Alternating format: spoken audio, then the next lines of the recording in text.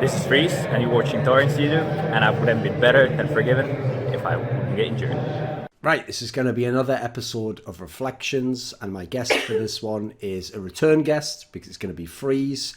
Long-time European AD carry, played in, wasn't called LEC back then, it was called the EU LCS for many, many years. It's been around the European scene for a long time, and most recently obviously was playing in Turkey. So the interesting thing about this Reflections is, as I say, you are a return guest. Like went and did a bunch of Reflections interviews in 2014, 2013 with like the first people who were in LCS basically. And the funny thing is, even though at the time, that was like a big part of their career. That was like some people, that was like half their career was at the time, they'd only played 1 or 2 years. Mm-hmm. When I look back now, obviously leagues lasted so much longer than maybe any of us expected, that everyone has super long careers now. So even though the first part of this came out in 2014 and already covered like almost 2 years worth of play, it's not really itself going to be as interesting to me. So what I thought I'd do is we'll just cover a couple of those points, the discussion topics from that interview, but see what you think now. Like now that you can look back, and obviously some of the names of people you've played with, their careers are very different, etc. Because one of the first ones, I know it's one I didn't actually focus on much, I think, in the first interview, was one of the first teams you were involved with on a competitive level that was like notable was when you tried to qualify to LCS. If people remember, you were in a team called Samurai and Jeans. Yep. And you guys tried to compete, but you lost to the Copenhagen Wolves squad, was this team, right? And they got back into LCS. They'd obviously been themselves like in there for the first split, which was obviously Bjergsen and those guys. And this team, though, had a bunch of people that absolutely would be known, depending on how long people have followed the game. It had Youngbuck, who obviously is the G2 coach, later now the Fnatic coach. It had Unlimited, who used to be Forgiven support once upon a time, if people remember that, later on when he was in Copenhagen Wolves. The next year, I think that would be. You had classic player Extinct. I know people won't remember him. His name's a bit ironic at this point in time, but actually, yeah, he was actually a brilliant player. And so, if you look at this team on paper, listen, not all of those players are sick players, but they're all like known players, people who had careers. Like, was this team hard done by not qualifying? Were you good enough to be in LCS, as it was called back then? So it was a bit weird because with NiP there was an NiP before, sort of like an amateur NiP team before they got into LAC, or we got into LCS back then, and then there was an NiP after the LAC era. So sure, in theory they were in LAC, and then but back then with the team, I definitely think we should have been in LAC or LCS, and we would be top 4, top 5. Like then okay, by the way, what you're alluding to here that people aren't going to understand is, if people know the name NiP means ninjas in pajamas, yep. And this team, as a joke, is called Samurai in Jeans. Well, if you look at the team that beat you, Copenhagen Wolves, they became NiP. So I'm guessing whoever won this spot probably gets to become NiP, right? You would have become NiP otherwise. Yeah, pretty much that. Yeah, that's exactly how it was, basically, yeah. And then they basically bought the Copenhagen Wolves spot and got the players and kept the ones that were playing better in the qualifier and the promotion, yeah. Because after this team, even though that one had a bunch of like known players, the most interesting team for me that was a challenger team that never became a real team was that Heimerdinger's Colossi team we were in, which had a whole bunch of players who were good. But most notably, if you were someone who only ever watched like LCS level play, this is where you might have first ever seen Mithy appear in League of Legends. Yep. And obviously we know he went on to, he still plays in LEC to this day. He's obviously had a very, very legendary career. He's had bigs up and down though. So as one of the early AD carries to play with Mithy in the pro level, what was he like as a support player? He was one of the best supports I've played with, or definitely from my own perspective, the player that I enjoyed most playing with, because he basically taught me how to play the game and told me so much about the game. He was very smart. He was always one of the smartest people I played with, and he was willing to share all that information and willing to teach you how to play the game. He then, played with Sven later, and I'm pretty sure he did the same as with me. I got so much better after playing with mithy, and so did Sven. When Sven was considered the best European AD carry, together with mithy as a support, and they went to TSM to play for a year. I'm pretty sure that was like mithy's doing as well. Right. Well, since obviously, as people will find out, we'll get to this pretty quickly in the story, you eventually and NiP obviously team up with him again. And obviously, yeah, the NiP team didn't have the success everyone hoped for, but the names, like that, for me, that's one of the obvious teams that's like, everything just went wrong. Like, the team was clearly brilliant. Look at the names. These are some of the best players the EU actually had and never has had. So, since you got to play with Mithy again later, and you did actually end up playing overall your careers a decent amount of time, did you think that you made like some special impression on him the first time? Because I remember famously he actually had a choice. He could have chosen you or Tabs, and it ended up being Tabs went with the Alliance one instead. So what did he say about your relationship in that regard? I'm not sure what he was thinking about me at that time, but I must have definitely made an impression on him that I'm gonna be better than Tabs because he could have played with Tabs, and he chose me basically. Yeah. So I don't really know. We weren't that big of a friends at that time, so he just basically chose me purely on my skill and performances. Yeah. That's one thing actually that seems quite unusual about him as a person is, so okay, some people have seen, obviously he once got banned for being toxic. Yeah. He's obviously been someone who sometimes trash talks, etc. He seems like an unusual guy because all of his teammates that he's played with seem to love him and think he's brilliant, but he doesn't seem like the guy who's like best pals with everyone. What's kind of his motivation? What's he like as a player? I mean, he's very straightforward. He's a funny guy, but you know, like if you're being an idiot or if he doesn't like you, he's just straight up gonna tell you. So he's very straightforward in that regard. So that's why I like him. That's why I respect him a lot. And yeah, that's I think why not everyone likes him. Yeah, because he's gonna straight up tell you if you're an idiot or not. You know, so. Not many people enjoy that or go along with that. So when you actually did get into LCS and you actually just literally joined the team that had beaten you, you joined the team that became NiP, the Copenhagen Wolves squad, and you played there with the Fisio, who again obviously people know now. When you actually came to the LCS, I think people, if they can remember this squad, this was another kind of cursed squad. This is the reason why I made that whole video where you kind of did have a weird curse following your career. It's like, the teams were always good, but things just wouldn't go right. So this is a great example because the person I referred to earlier, Extinct, was go on. Like, since we mentioned the curse, right? Yeah. Before we had this interview or this call, I even wrote everything down, and I had to figure it out and everything that has happened in the past because I've been playing for a long time. And since we mentioned the curse, I'm gonna start from the beginning, right? I played in Czech Republic for 1 year. We didn't have any success, even though I was considered one of the best players in Czech back at the time. It was season 2, I think. So I decided to make my own team that I chose from the international players. With that team, we qualified for a promotion to LAC. And back then, you had a draw who plays with who. It was completely random. And we as a team were one of the best teams, but we got CW or Copenhagen Wolves with Bjergsen as our draw. So we were forced to play them. Which in theory was the best of the three. Yeah, right? It was the best out of the three. It was hands down the best. And we lost versus them, right? So then I made another team because I was pissed that I didn't get an LIC or LCS. And I made a team that was basically the Heimerdinger Colossi, as mentioned before, with Yamato, that's right now the coach for Vitality. Top laner for Vitality, yeah. And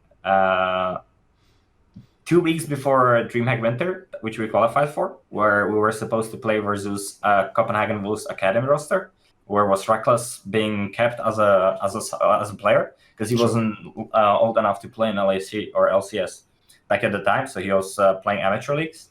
It was my first ever big tournament. I got kidney infection, and I remember to this day that I had to be hospitalized, and I had to stay in the hospital for 2 weeks, so I couldn't play during winter, where they had to get a sub, and we lost versus Rekkles in that event. However, after that, since I played very well and I had a very good opinion around me, I got invited by Copenhagen Wolves roster to join LCS, even though if you remember, as I said, we played versus them in a qualifier in a promotion, and their AD carry didn't perform exceptionally well. So they invited me to join the LCS team. I got in after they had a very bad start of the season when it was, I think they were like 2 wins and 6 losses or something. And together with me, I got in with Xting and Meluno, which Xting was considered one of the best mid laners at that time. But he chose to role swap to top lane and play with Bjergsen at the same time. So we had this amazing team. Everything was working exceptionally well. Bjergsen, Xting, me, we were playing also well. And we went on a rampage. We went on like a winning streak. We were winning almost everything. We won 8 games or like 9 games and lost like 2 or 3 games only. And then Xting decided to marry his girlfriend because his girlfriend told him either it's League or me. And he chose her over League of Legends because back then the League wasn't a big thing. Yeah, of course. And he went to get married. So it was literally at the end of the season, and we had to quickly choose someone that was willing to play top lane. All the players were signed, and we had to choose a top laner that was called Mimer. He was Rengar Shen one trick. And all of a sudden we were playing with someone that only could play 2 champions. Shen was permabanned, and all of a sudden Riot said that Rengar has a game-breaking bug. And they disabled Rengar for 1 year because they couldn't figure out what the fuck is wrong with Rengar, because his Q was dealing triple damage, and they had to disable it. And basically our top laner who played Shen and Rengar couldn't play anything because Shen was perma-banned and Rengar was banned by Riot. So then we had a bad performance, and I think we were relegated even. And when we were relegated, Bjergsen decided to go into TSM. That was his first year in Copenhagen Wolves, and he was shaping up to be a very good top mid laner. And then he joined TSM and became like the best player, MVP several times, winning finals several times with TSM. And because he left, we had to choose someone for mid lane, and basically we had to find someone, make a new roster again, and try to qualify for LCS again. Then I think it was like, back then I think it was when we got Zoro and Nukeduck and mithy. Yeah, all from Lemon Dogs.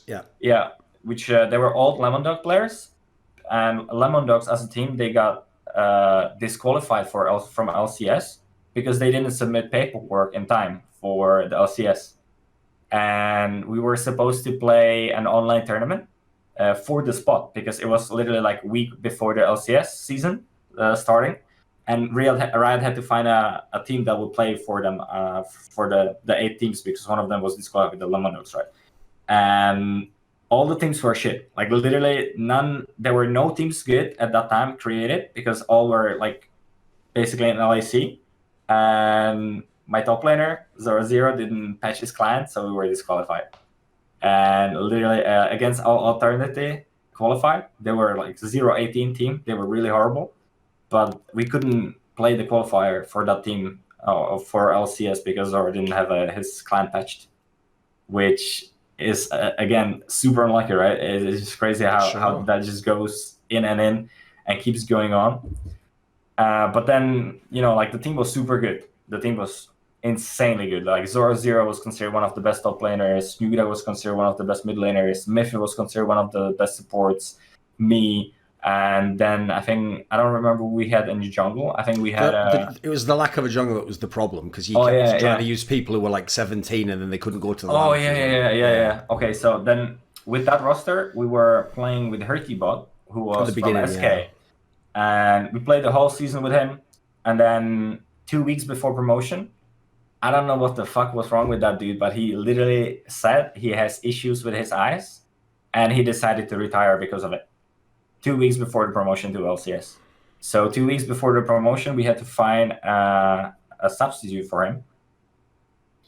And we had to find like this 16-year-old kid that was called, I think, Amin. And it was considered, no, let me check. I don't even remember everything. Let me check. I have written it down. Some of the details are a bit off. We get the point. Keep going. Yeah. And then, let me check. Yeah. Oh, yeah. Hirkio decided to retire, as I said, and then we had to get a new jungler, and that was he was basically 16, I think, at the time, and we didn't know that you had to be 17 to play the promotion, the promotion match, and we couldn't find anyone else, so we kept him while we were trying to find someone else that could play the promotion. So we played, I think, 2 promotion matches with him, and then we found another jungler that was older than 17, which was Gilberto. And we played basically the last promotion match with him because we were forced to play with someone that's more older than 17. And I remember the series were insanely long. We were playing like 7 hours versus Millennium, and we lost 2-3 in the end, where like majority of us were basically choking on offline stage. When back then the team I was on, like the NiP, was considered one of the best teams in scrims, but we were known to be chokers on stage, and we didn't qualify. And then again, it was basically we decided to stay together but change some players, get a different jungler maybe, and a different top laner, because Zoro decided that he will basically retire and finish his studies. So then comes the era when we got Aleš as a top laner, which back then it was again insane team, right? Aleš was one of the legends from Moscow 5, and we had Aleš on top lane. We had mithy, Nuke, me, and then basically that season was looking very well for us at the start of the season. And then we started playing the season, and then the famous Riot bans appeared when mithy and Nuke got banned for 1 year. Yes. So then again, when everything was looking good for me, people that I was playing with got banned from Riot, and we had to find substitutes again. And yeah, that was just horrible. We found a substitute mid laner, we found substitute jungler, and we played that season with them.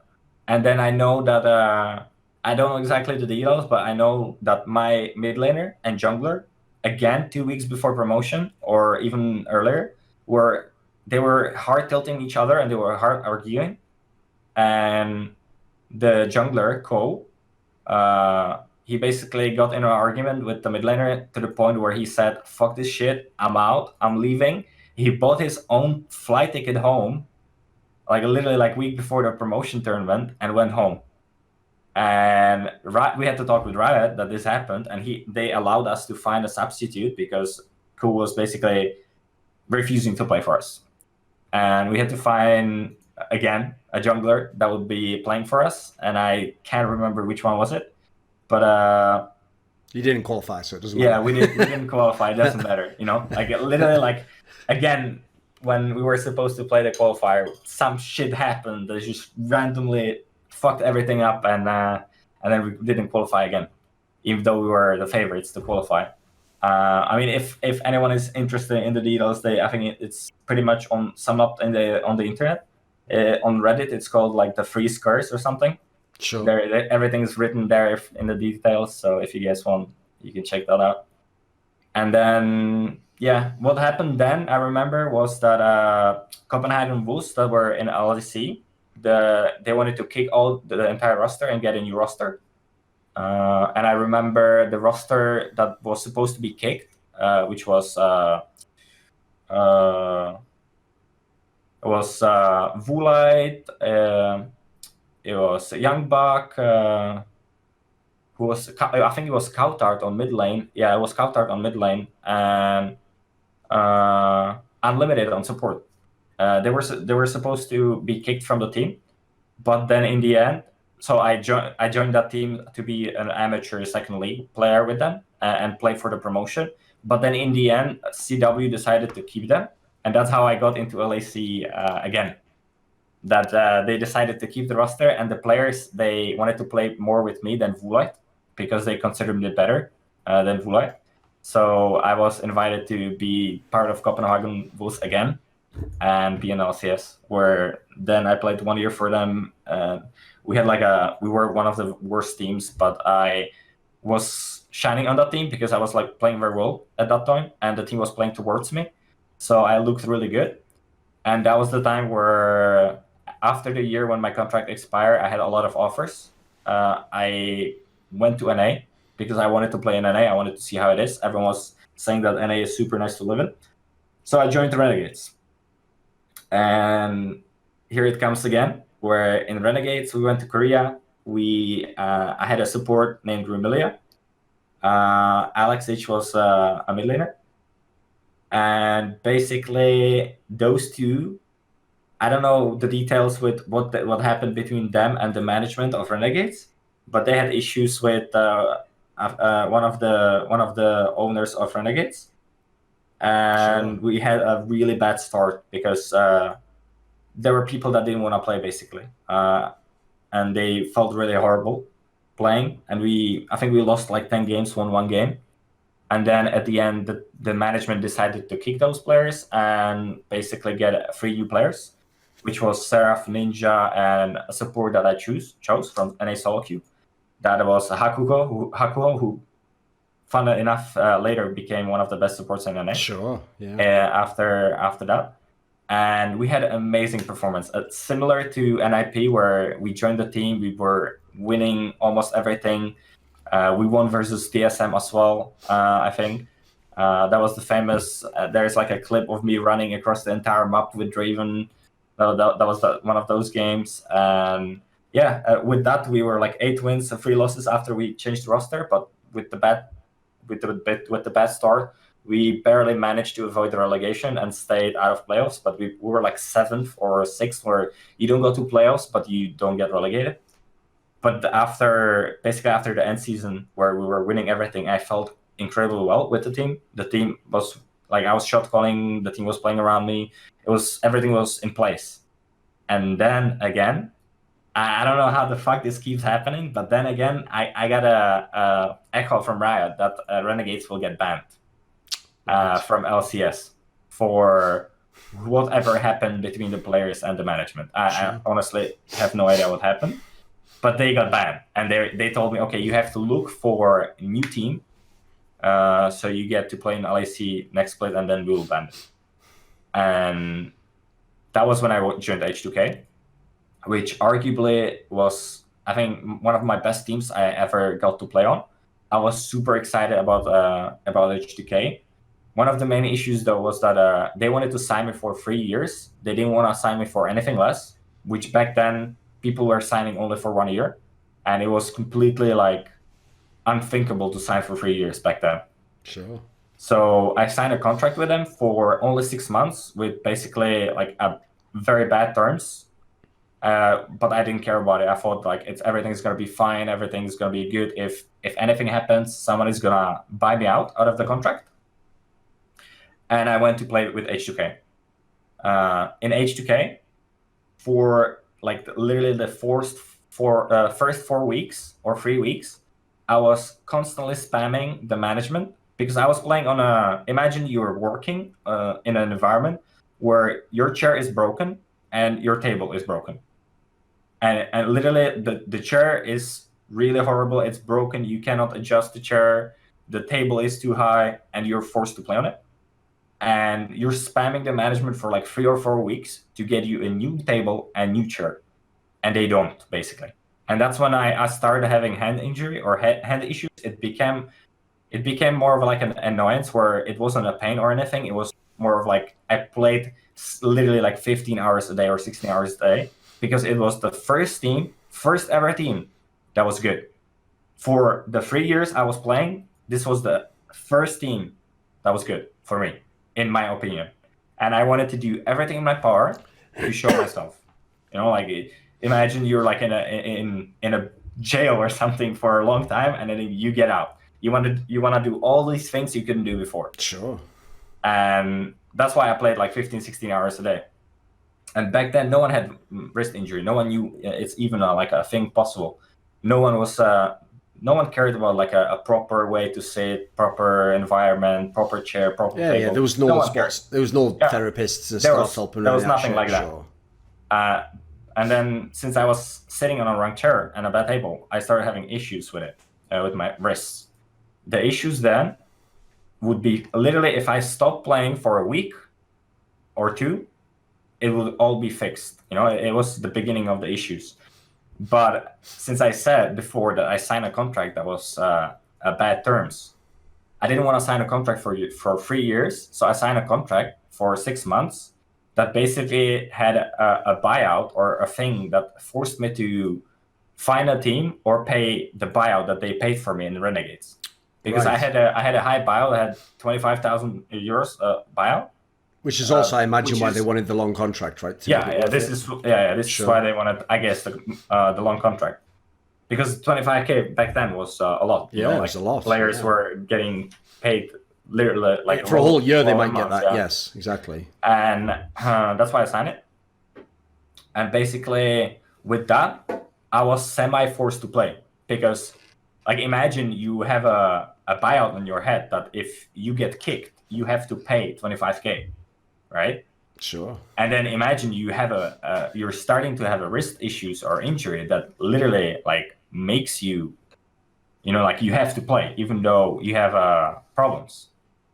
It was so I knew I started having issues, and my option was I could take a break and try to basically get better, but then I might get kicked for other AD, and I would have to pay the 25K.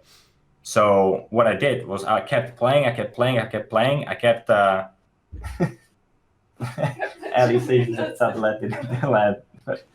Sorry. It's all right. It's all right. I can cut that out. Cut that out. It's all right. Okay, where did I finish?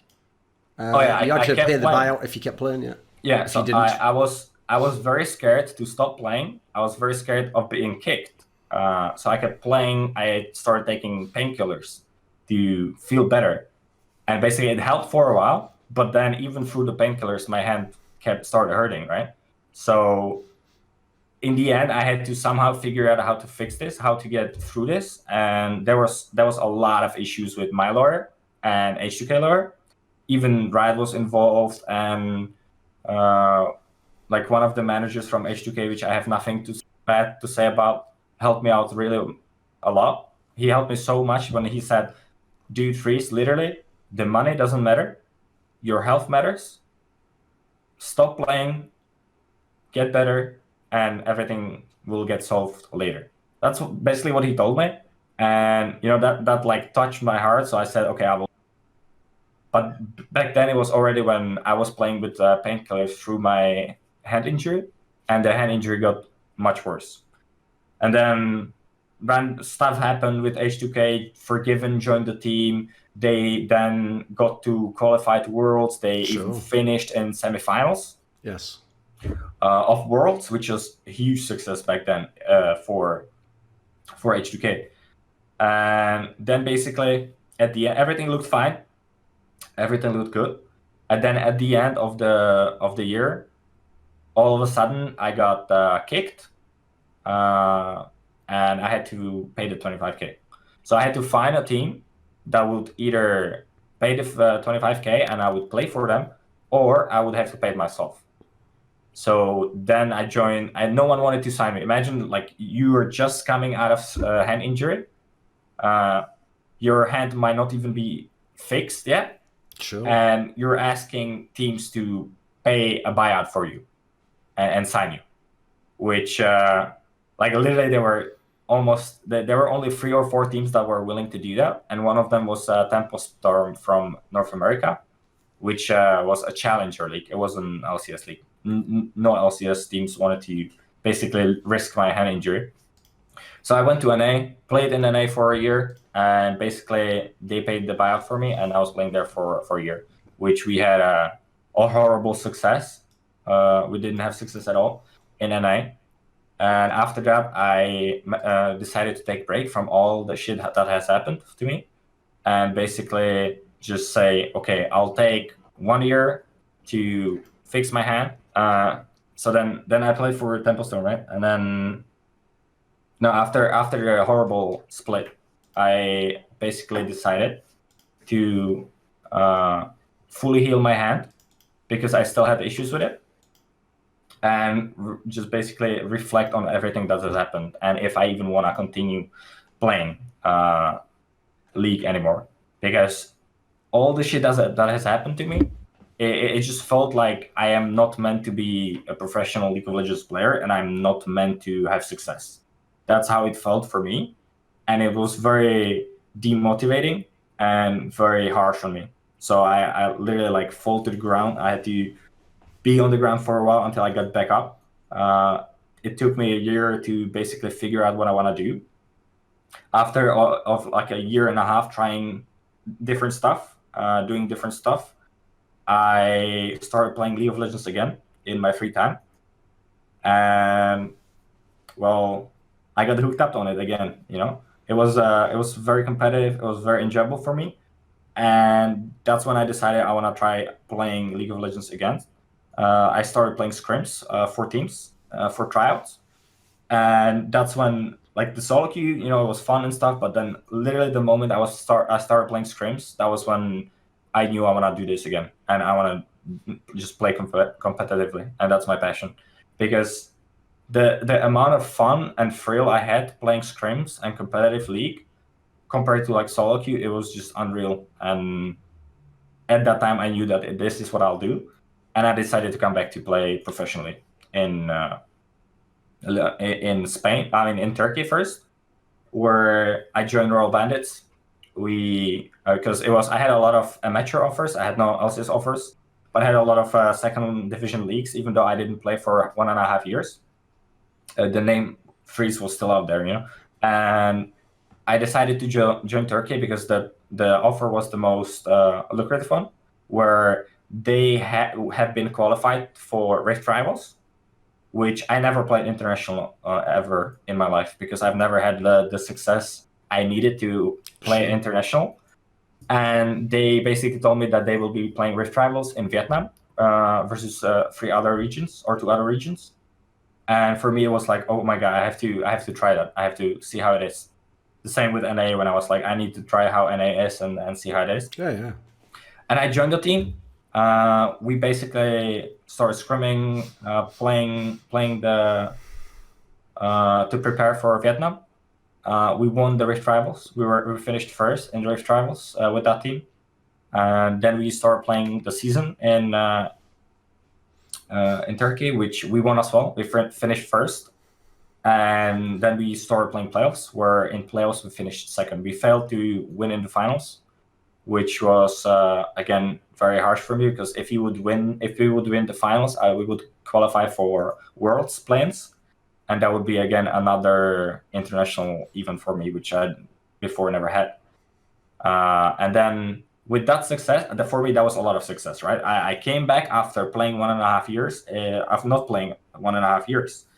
And all of a sudden, I win Rift Rivals, and I win Turkey regular split, and I finish second. That for me, when I never had success before, I've always been on a team that was 5th or 6th in LAC, was success. And I was expecting to get an offer from LAC, basically. I was very high rated in solo queue as well. And I was expecting, okay, I'll get an offer from LAC. Well, no offer came, which for me was surprising a bit.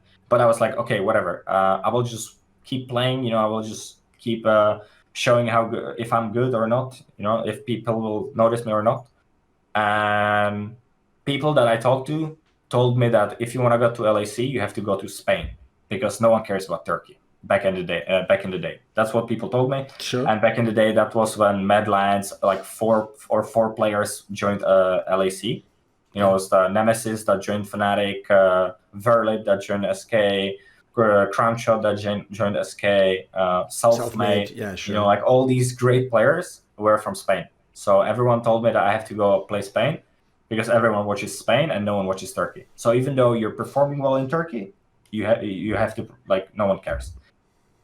And even like players like Mikix told me that, like, dude, I didn't see a single match of you, when I talked to them, because they just didn't watch the Turkey League. So I then left Turkey. I joined Splice Vipers, which was an academy team for Splice LAC, and they were playing in Spain. We had a rough start of the season, but then we managed to win the whole split. We won the playoffs in Sevilla, and I got MVP of Sevilla, the most valuable player. And then again, I sort of like expected it to get noticed or people to start caring about me, but again, like no offer came, which was very ironical for me, because it was like, okay, dude, you won Turkey, but no one cares about Turkey. You have to go Spain to win Spain. And then I went to Spain and won Spain, and no one fucking cares anyway. So and then now when I talked with players again, everyone's like, oh, you have to be highly rated in solo queue to get noticed, right? So now I started playing solo queue. I'm top 50 in Challenger right now.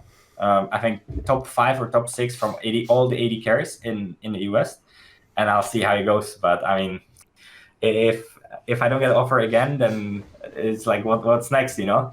Like exactly. I tried Turkey, I tried Spain, sure. I got MVP. I'm highly rated in solo queue. I don't know what's next, you know. But for me, it's I've talked with teams, with LCS teams or LAC teams now, and I will not name them, but literally some of them were saying that I'm too old and that I don't know if they were too scared to tell me that I'm a bad player, and they were hiding behind the age, where they were literally saying, oh, you're too old for us to take you and play for us in LAC. We would rather take someone that's 17 or 18, you know? That's literally what they told me. So I'm not sure if it's the truth about age, or if it's them hiding behind basically not telling me that I'm shit and I don't deserve LAC. Because in Counter-Strike, I mean, in Counter-Strike, you look at players and look at their age, and they have kids and they don't care. Like, no one cares, you know? They have families, kids, and no one cares about their age. And it's a game where you need a lot of reflex. Sure. It's way more reflex-based than League, and that's what you lose with age.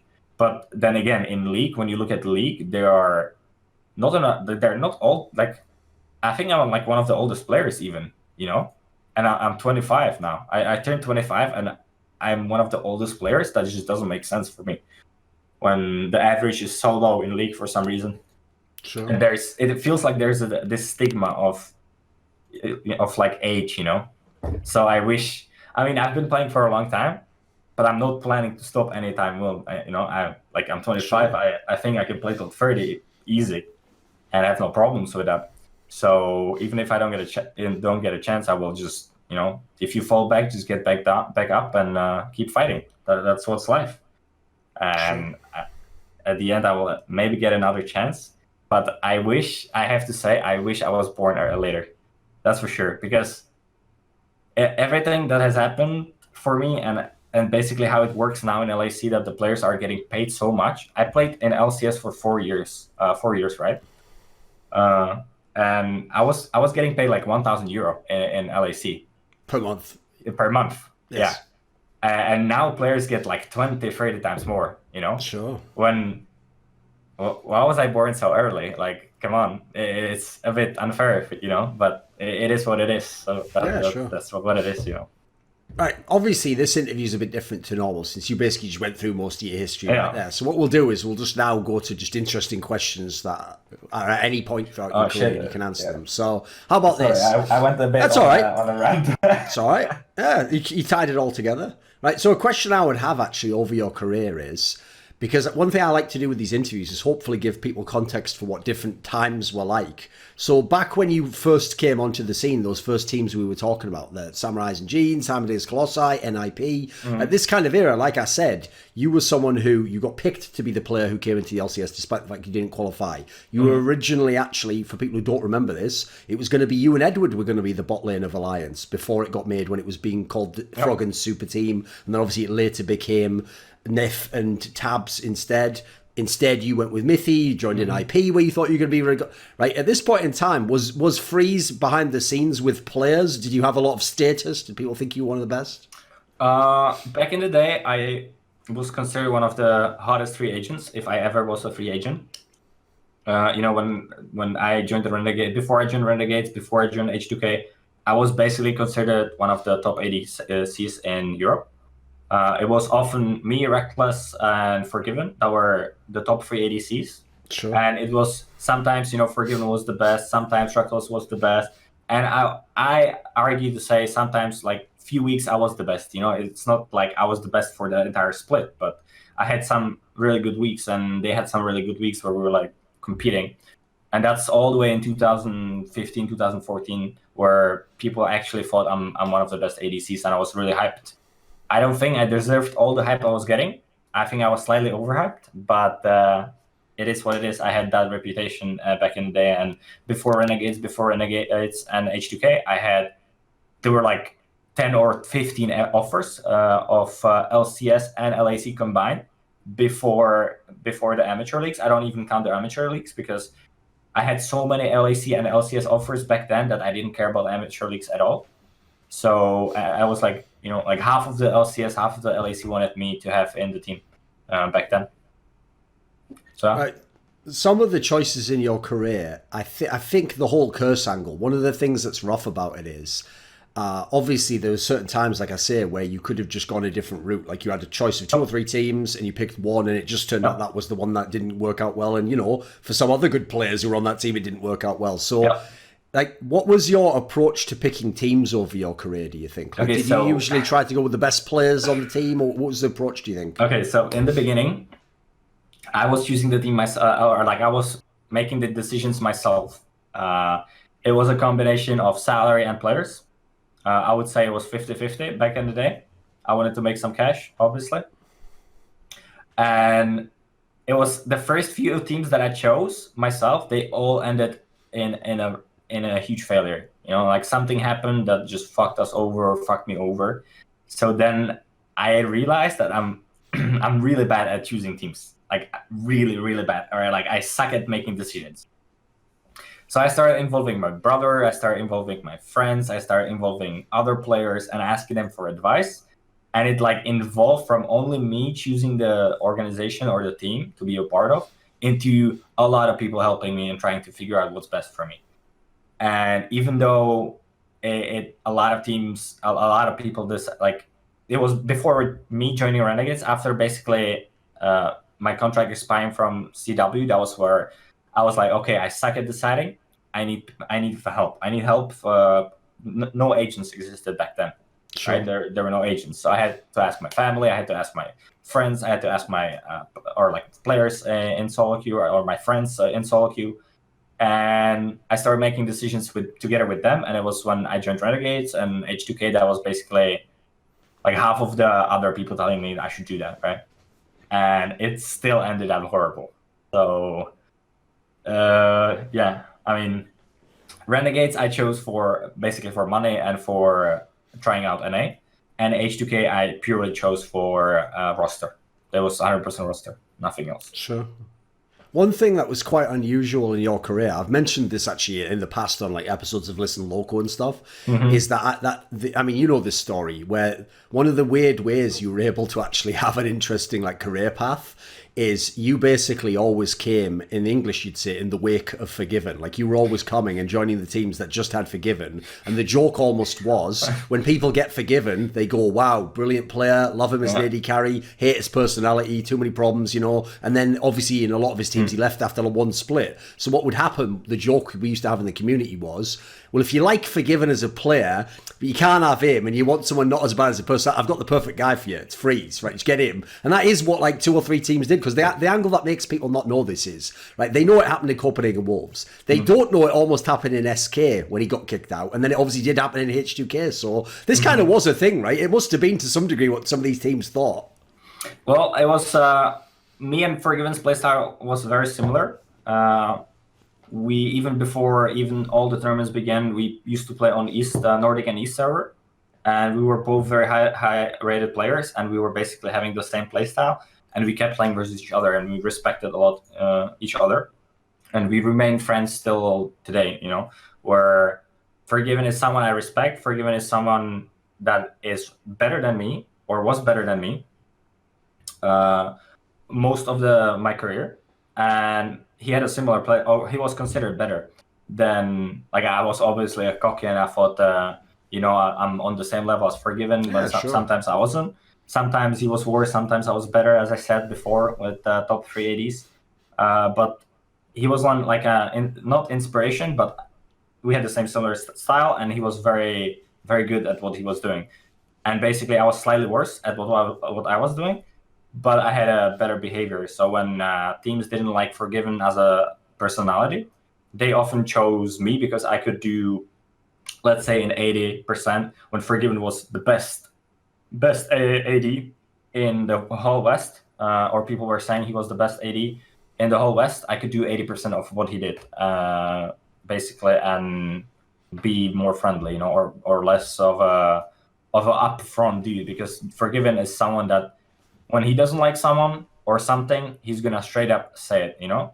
And I'm more of a player that, obviously, I was considered toxic back in the day too, because when I didn't like something or didn't like someone, I said it too, and people didn't like that back in the day. People still don't like that, but now I'm 25, so you know, at least what I was told by a lot of the teams that I've been playing on ever since I came back, have changed into something. Is you know, usually when people get me, they are afraid of me being toxic to the team. And the feedback I got from Royal Bandits and Splice Vipers, they basically told me that they expected all the players, most of the players, and even the coaching staff told me after the split, when I was saying that I will maybe look for another team, or when we were talking about what's going to happen next, they told me they expected me to be very toxic and negative and hard to work with, because everyone was saying that I was like that, which I agree. I was like that in Copenhagen Wolves, but ever since I came, I've never been like that. And the players that played with me and worked with me, they were surprised that I've changed so much over the 1.5 year that I took off from League. I've basically like matured, that's what I said. So I'm very happy with my own development and performance ever since I came back from the break. And when someone tells me something like that, it's very warming, you know. It is hard to change yourself as a player or as a personality. And I've been working really hard on changing my personality. And when someone says something like that and puts it in a nice way, it just feels very well for me.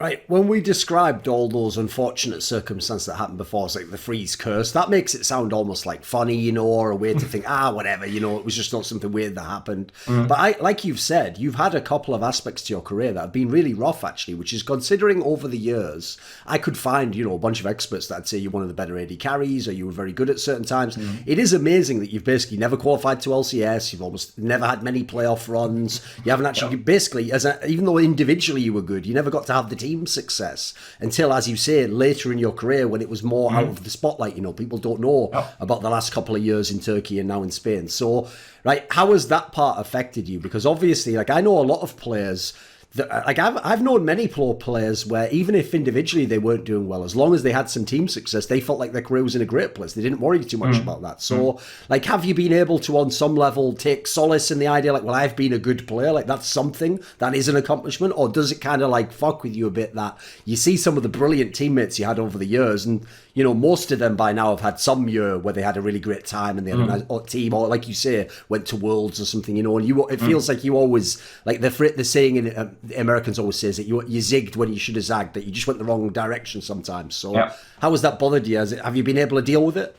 So before I took a break from a league, for the long break that I had for 1.5 years, it was sort of like an arrogance or just being dumb, where I felt like, you know, even though I was always considered one of the best players in my team and I was playing well back in that time, and everyone was thinking that I'm really good player and I'm performing really well.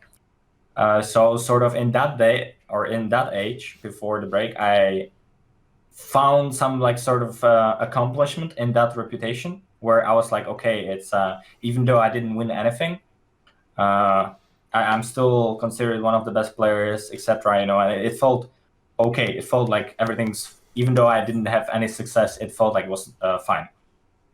Then you know, there was like this tweet with Rekkles, where I did a world tweet. I was like, I woke up and I had like a really nice a joke, funny way idea when I was thinking, today Forgiven plays versus Rekkles, I'm gonna tweet something about it.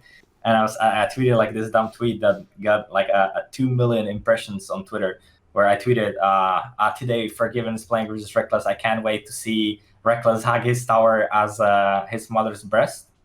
Where I thought I thought it was funny because everyone knew that Forgiven was a very aggressive laner, and everyone everyone knew how he plays. Everyone knew that he will just take your tower at 8 minutes, and you either camp him or the team camps him, and if you don't camp him, you lose. That was basically Forgiven's playstyle. And Rekkles' playstyle, on the other hand, was basically the most passive laner out of LCS back in the day. Everyone knew he just played to not fall behind and to be even, which he was very great at. He's till today, until this day, he's one of the best players that even if you put him in a bad matchup, he's gonna come out even or ahead. I have to give him that. He's really good. And he's been performing exceptionally well this split. But back in the day, everyone was making fun of him that he's too passive and he's playing to not lose. So I thought it's gonna be funny, and then all of a sudden I wasn't on Twitter for 3 hours. I went to do something. I don't even remember what I did. I think I had breakfast and started watching Forgiven play solo queue or something, and then all of a sudden it exploded. It exploded to the point where there was no coming back. And then Rekkles started like attacking me. I started attacking him. We're fine, by the way. I've met him, I think, last split. We talked about it, and he's fine with it. I'm fine with it. It's been a long time ago, and we don't care anymore. But back then, we went real ham at each other, where literally every single pro player chose the side with Rekkles and basically started hating me. So it was the point where on my life where I've literally never gotten hated before that much, because I was always like the golden kid, like one of the best players of the team, performing exceptionally well. Everyone was just praising me and hyping me all the time.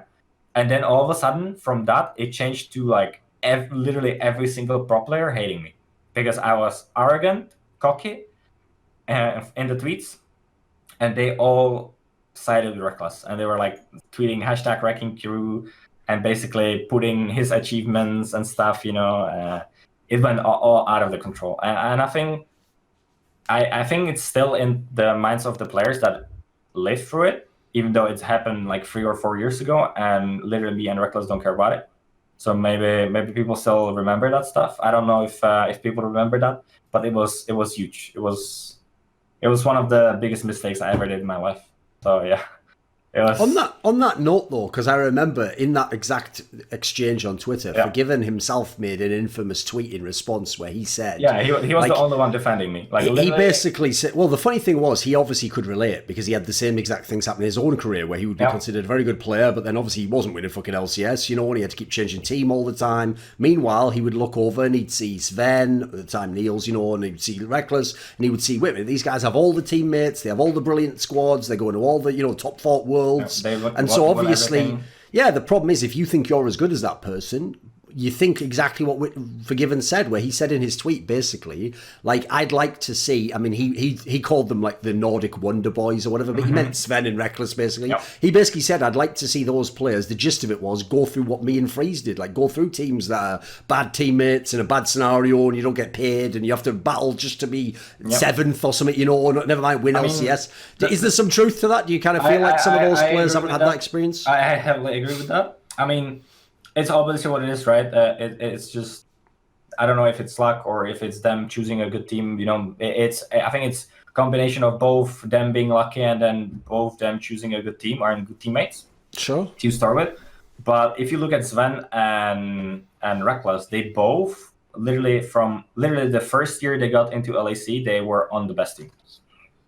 So ever since their start of the career, ever since they started playing competitively in LAC, they were on top 2 or top 3 team. Yes. Which is a very different environment than it is to be on the worst teams. So it is very different to live through being several years, like years in the bottom teams and be years in the top teams. It's very different. And it is you can't imagine how different it is. It's crazy. So I agree with that tweet, with that Forgiven made. But again, I maybe I could have chose a different team and start and be the best in the best team. Like maybe it was my bad. Maybe it was luck. Who knows? Yeah, sure. You never know. But yeah, I mean, they both were the part of the best teams from literally from zero, from the beginning. So one thing you touched on there is, I mean, I'd never pinpointed it at that, but I guess you're kind of right. If I think of that particular period with that like back and forth the Rekkles, that was kind of where like some of the pros were then a bit more negative. Whereas before, most pros, like you said, I think most pros gave you credit because they just looked at some of the teams you were on and like, it's a bad team, but he's pretty good, you know, like, or at least he's decent at his role or whatever. I mean, like, yeah, it felt like all the like 90% of the pros were like on my hype train, right? Sort of before, and then all of a sudden it happened like everyone hated me and everyone thought I'm a shit player all of a sudden, you know, from after that moment where it was a very drastic change for me, and I really like didn't know what the fuck was what happened, you know, if no clue. Like it was such a drastic change for me that it's so weird to think about it back like in perspective now. The other part, though, that I do think is a killer is what the whole thing with H2k and the fact that everyone found out that you had this hand injury. Because the problem is, right, this is one of the issues I see with that. Like, I've myself had, like, RSI, you know, where, like, I've been in a nerd for so many years. You know, I had a period where my wrist hurt, etc., and I had to, like, wrap it up and not use the games as much and take time off, you know, in a way that pro players can't, obviously. And I've known other players who've had issues and they've gotten over them, and eventually, you know, it's not like your wrist's ever going to be perfect, but you can get over the issues and you can be fine, you know, not have pain. The problem is, though, people in the public haven't heard many of these stories, because what they don't know is a lot of the people who had these issues just hid it because they don't want the stigma of people thinking, oh, is he fucked forever? And the problem is, one of the only other famous stories people know is that one where Hai had issues and he kept complaining every year, like, I think I have to retire, like, I'll never be able to come back from this. So I do feel as though some people think ever since Freeze was on the H2k team, like, is there any point in getting him? Like, maybe he'll just have hand issues again. Did you completely get over that? Was it fine ever since? Till this moment, the first question that people ask me is, my hand okay? Literally. I haven't had a single issue for ever since I came back from. Because the funny thing is, right, since I was one of the first to have a wrist injury in esports, no one knew what the fuck is happening. No one knew what's up. And I went to several doctors. I've tried to like, so it was like almost 2 years that I didn't play, because I didn't play for 8 months, and I didn't then start playing, and then I didn't play for 1.5 years. And in those 8 months I didn't play, I was looking for a doctor that would actually know what the fuck is happening with my hand, because every single doctor I went to, the issue with my hand was so minor for normal living that they didn't know what's up. They didn't know how to diagnose it and what's wrong with it. By the way, just for people who are fans, that makes obvious perfect sense, because when you do gaming, you're doing such a weird little motion on your wrist that to a normal guy, he's going to think, well, you're fine. Just keep living your life. You'll be okay. Don't worry. Yeah. So they were like, oh, the wrist is completely fine. You know, there's nothing wrong with it, even though it's obvious there was something wrong with it. And and then some of the doctors even started laughing when I said that I'm playing esports, and they didn't know it was a real job and stuff. They literally, no one knew that it's a real thing to play competitive or like computer games professionally and get paid for it. So I even had like doctors laughing at me, you know, which felt horrible back in the day. Sure. And then I got incredibly lucky later, where one of my fans from Czech Republic, his father is a main physiotherapist for the ice hockey national team. Right. And he basically made like an appointment with him. And that guy was the only one that knew what's up. That guy was the only one that like basically fixed my hand, or not even the hand, because what was wrong with my my hand was actually not the hand itself, but it was my posture and my shoulder blade being twisted by like 5 degrees. You know, like literally from sitting like this, when you have your hand up there. I had my shoulder blade twisted by 5 degrees, and my left hip, even though it's right hand, my left hip was twisted too. So what he basically told me that I have to do exercises to return the shoulder blade and the hip in its original position, because they were pulling nerves in my shoulder that were basically triggering my hand. And then after, when I took the 1.5 years break to figure out and do everything what I wanted to do, that's when I did all these exercises. I fixed it, and voila, it's all of a sudden it's all fixed. And I cannot say how thankful I am to that guy, to that fan that literally came to my stream and told me, hey, dude, I know you have hand injuries. My dad is a physiotherapist for this team. For ice hockey, we can talk. Like, that guy literally saved me, because no one else knew what's up. No one knew how to fix it or what to do. And it's just in a weird way, I was so unlucky in my career, but I was very lucky in fixing the hand. Another angle as well, I thought, that, I mean, you touched on it earlier, but I want to ask a little bit more, was the whole take of, like, in the latter day where you've had the success with these teams, and in all these teams you've been considered one of the better players and you've been getting a game back together. Like you're saying, you expected people from LEC to look and say, oh, I remember this guy's name, let's give this guy a try, maybe he'll be good. I mean, obviously we're talking like even bottom LEC teams, they could use some of your skills. But I have to say, I actually think I see where you're coming from on, like, they think you're too old, or more importantly, it's not that they have a player they know is better, but they're just willing to gamble on a young person because they think young person equals potential, equals we can have this guy for 5 years. So I've noticed, actually, I think LEC has that as a general change from how it was in the past. Because in the past, you could always, like, get a job at the bottom team if you were just a famous name. But if you look at the last split, the last year, see names like Sencox, Yarnan, these people actually could still play in LEC. But the point is, teams would rather gamble on a young talent and think maybe the young talent becomes way better than this guy. So it's kind of like the mentality seems like it's a bit different at the moment. Well, Yarna got a chance in LEC, but then he played really bad. But sure, yeah, I heavily agree with this. I cannot agree more with this, because it's literally ever since the relegation just went off. Like when before the last 2 teams or last 3 teams were going through relegation or promotion, where you had to play to stay in the league, yes, to keep your spot. Ever since they removed that, I've seen literally so many teams picking so many rookies, and just basically, the rookies always get hyped. It is a common thing in esports where someone comes up new in the scene, he's instantly hyped. He's like, oh my god, it's the best player out of LAC, we have to get him, right? Even though the players are not that great, like they are definitely overhyped. But the teams are willing to risk taking them, even though they have no competitive experience or no name for themselves, because they don't risk anything. They will always stay in LAC. Even if they take the worst players, if they take 5 worst players, they literally don't care, because they will stay in the league.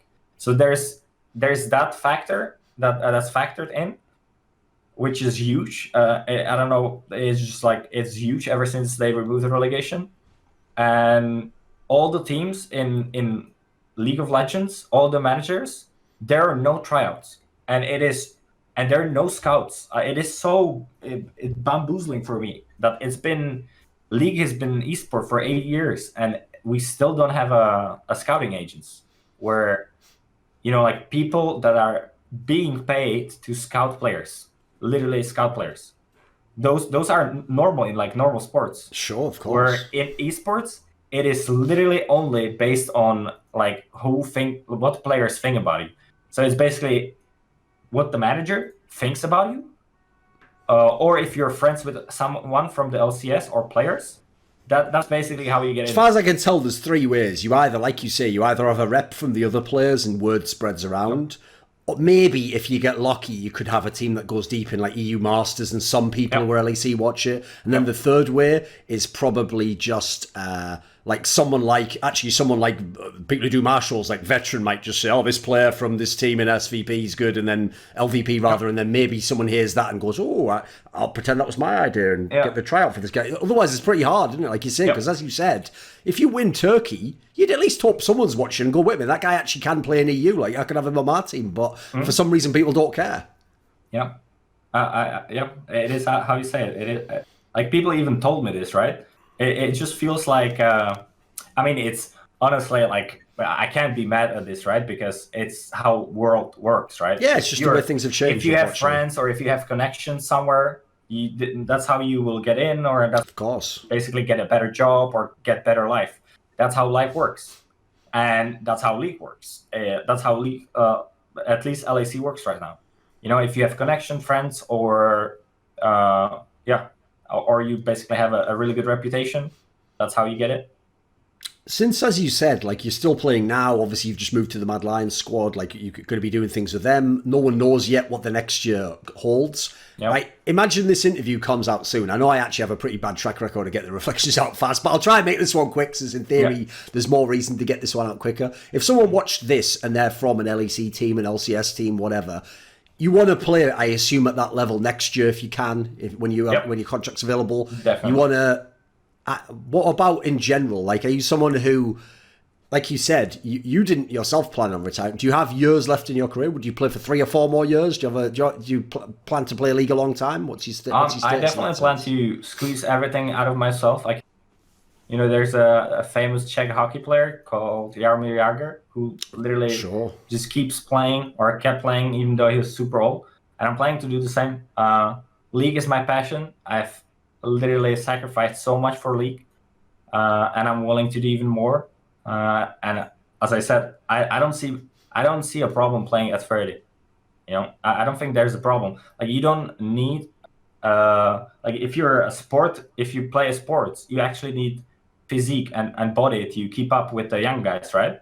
But it's a fucking esports, guys. It's like you literally move a mouse. There is no way someone that is old doesn't keep up with the young ones. It is like, it's just how you move the mouse. You don't need a fucking stamina or physique. It's just bullshit. It's just straight up, like, I don't understand it. It's like, as long as you like it, you will keep playing. That's how I see it. What about let me think how to say this.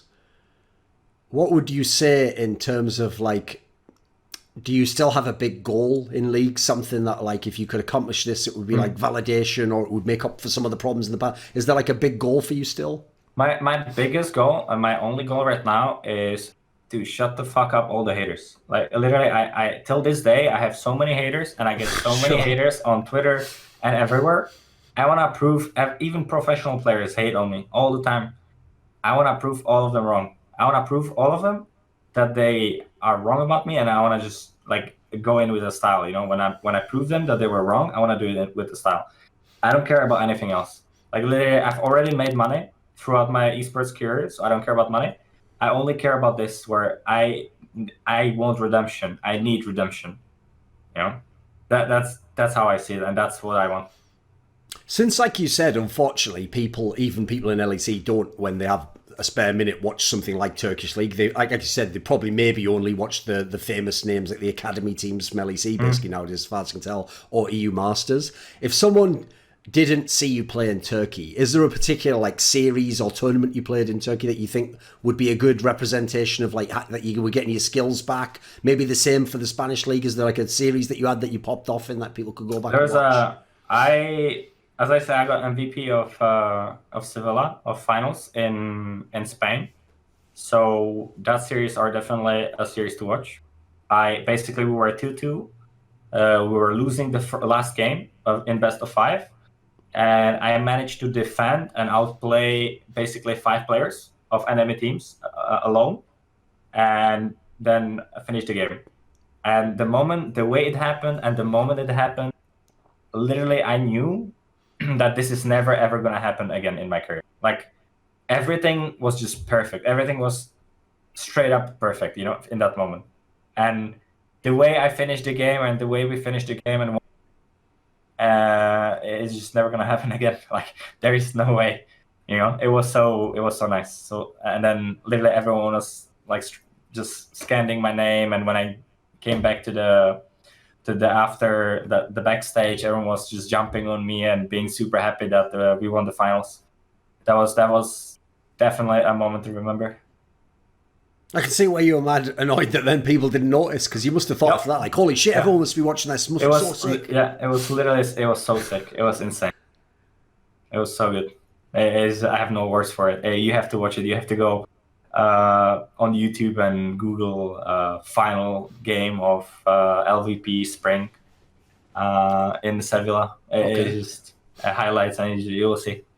I have one other question, right? Because you're one of the few people I can ask this very weird question to. So in Counter-Strike, we actually had two players who were twin brothers, identical twins. They're called Henny and Lucas, and they used to play for the second best team, which was Immortals, right? The second best Brazilian team. And actually, one of them now plays for the best Brazilian team, MIBR, Lucas. But the interesting thing about these two players, though, even though they are literally identical, like if you didn't see their tattoos, you'd have a hard time telling them apart.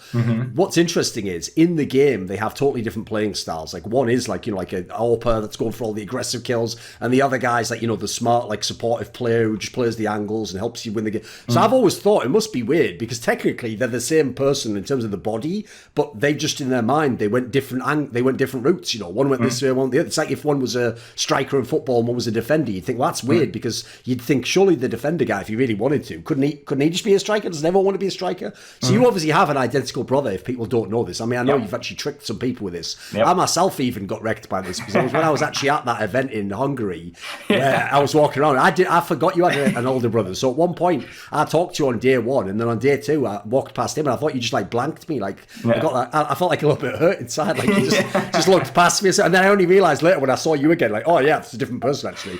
So I actually always wondered, right? I know you said your brother like didn't play League that much, or he just played in the early days or whatever. Does he himself wonder that if that means he could be really good, or if that means he could be really skilled? What do you think? I'm pretty sure he did, because he used to be he was very similar as me. He was slightly worse, and he was again playing a different role, completely different role. He was a jungler in the game, and then he decided to go school basically and finish school. Well, he chose a different path, but then during his school he actually became a coach, and now he's a coach for League of Legends teams. And funnily enough, he is very, very good, a very successful coach in League of Legends. He's coaching a Czech team called Isuba. And classic name in the region, very old school name, They literally, like the players he coach, I think he had like four or five players that are in LAC or like go to LAC. Well, he was coaching them. It's Humanite from Splice mid laner. Patrick or Sheriff that used to be called Sheriff, now is Patrick of Origin. Then he coached Danik, who's getting now LCS off, for the next split. He coached Neon AD carry, who was in Misfits AD carry for a while in the main roster, and then I think that might be it. But it's just it's a pretty good crop of players. Having so many players to get into LAC that he coached in Czech is pretty incredible. So he's very successful in my eyes as a coach. Okay. Right, at the end of this interview, do you have I know we've already said a lot, but do you have a final message or maybe someone you want to thank? There are still few people that support me throughout all the days. I get those messages from them. They always say, I've been keeping track with you ever since Copenhagen Wolves, and I want to say a special thank you for those guys, because they've been a part with me throughout the entirety of my career, and they keep watching till this day. There is very few of them, but there are a few of them, and I have to say thank you for that. And then secondly, I would like, if anyone watches from management in LAC or LCS, I want to say that if you should make your due diligence about players, you should always ask the other. A very few LAC and LCS managers and coaches do this when they are trying to get someone or considering someone. They ask the rest, like the old teammates of that player, how he is in the game, what does he do, and stuff like that. They just, as I said, they're purely based on reputation, and they don't do their due diligence on those. So if anyone's watching from those, I want you guys to do your due diligence, and that's about it. Okay. Jacuzzi, isn't that how you say it? Jacuzzi. Whatever. It's close enough. Yeah. Close enough. All right. Yep. This video was kindly supported by Lager15, Pronogo, Andrew, Animosity, Eric Hillestad, Andreas Crockneys, Jensen Gore, Hades, Zumba, Zyrathenia, Dean Tanglis, Tobias Bernasconi, Alexander Rao, and as always, a special thanks goes out to my boy Jerky's Minion. Do you want to ask some sort of a topic or suggest the guest for somewhat quaint content I have? Do you want to know something in my monthly video AMA? Do you want teasers, see who the next guests are for my content? Or maybe you want to take part in one of those lengthy audio discussions with me? Well, if so, put your money where your mouth is and join the Skilluminati today at the Patreon link in the description box below.